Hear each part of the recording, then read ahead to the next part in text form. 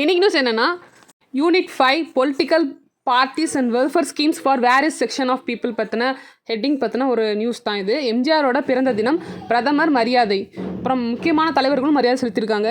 தமிழக மறைந்த முன்னாள் முதல்வரும் அதிமுக நிறுவனருமான எம்ஜிஆர் அப்புறம் மரியாதை செலுத்துகிற விதமாக பிரதமர் மோடி வந்து ஒரு வாழ்த்து செய்தியை ட்விட்டரில் பகிர்ந்தார்.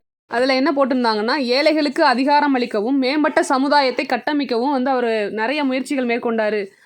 அந்த முயற்சிகளால் தான் நம்ம வந்து ஒரு உத்வேகம் பெற்றுள்ளோம் அப்படின்றத சொல்லி அதை ட்விட்டரில் போட்டிருந்தாரு. இப்போ நம்ம எம்ஜிஆரை பற்றி ஃபுல்லாக பார்ப்போம்.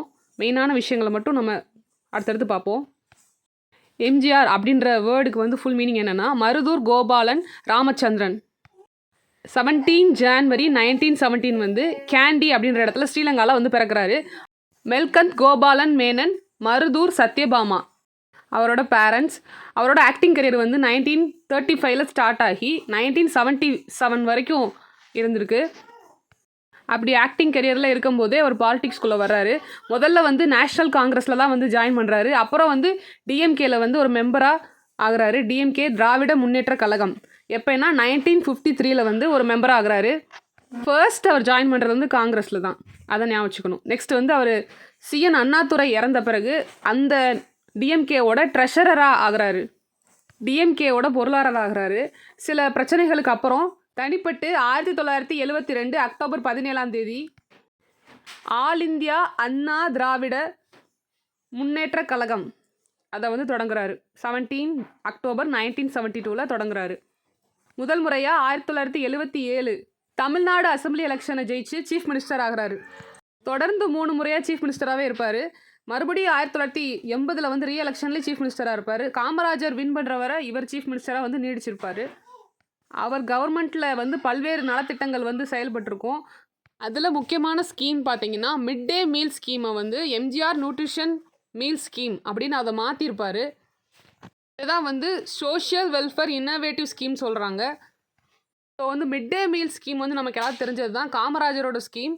அது மிட் டே மீல் ஸ்கீம்னா காமராஜர், நியூட்ரிஷன் மீல் ஸ்கீம்னா வந்து எம்ஜிஆர் அப்படின்றது நம்ம டிஃபர் பண்ணி ஞாபகம் வச்சுக்கணும். இன்ட்ரடியூஸ் உமன்ஸ் ஸ்பெஷல் பஸ்ஸஸ், பெண்களுக்கான சிறப்பு பேருந்து வந்து இன்ட்ரடியூஸ் பண்ணியிருப்பாங்க. இம்ப்ளிமெண்டட் எ லிக்யூர் பேன் இன் 1987.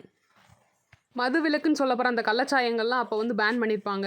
அப்புறம் வந்து ஜாப் ரிசர்வேஷன் வந்து பெண்களுக்காக, அதை பற்றின விஷயங்கள்லாம் வந்து அவர் சட்டசபையில் பேசியிருப்பார். அதை ஒரு பாலிசியாக மாற்றுறதுக்கான வேலைகள்லாம் நடந்திருக்கும்.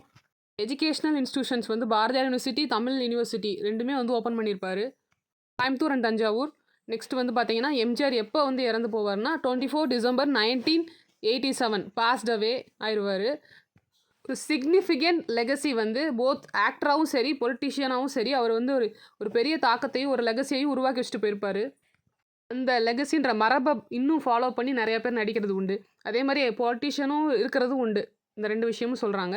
நெக்ஸ்ட் வந்து உயரிய விருதான பாரத் ரத்னா விருது வந்து 19 மார்ச் 1988 ரெண்டுமே பொலிட்டிஷியனாகவும் சரி சினிமா துறையிலையும் சரி ரெண்டையுமே ரெகக்னைஸ் பண்ணுற மாதிரி இந்தியன் கவர்மெண்ட் வந்து அவருக்கு கொடுத்துருக்கோம்.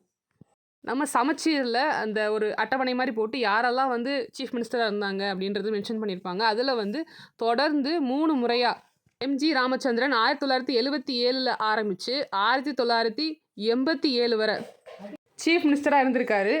அவர் முடியாதப்போ வந்து அவரோட மிஸ்ஸஸான ஜானகி ராமச்சந்திரன் வந்து அந்த 1 வருஷம் வந்திருப்பாங்க கடைசியாக. இதுதான் அவர் சிஎம்மாக இருந்த அந்த டைம் பீரியட். ஸோ இதுதான் வந்து 18ஆம் தேதியோட நியூஸ். தேங்க்யூ.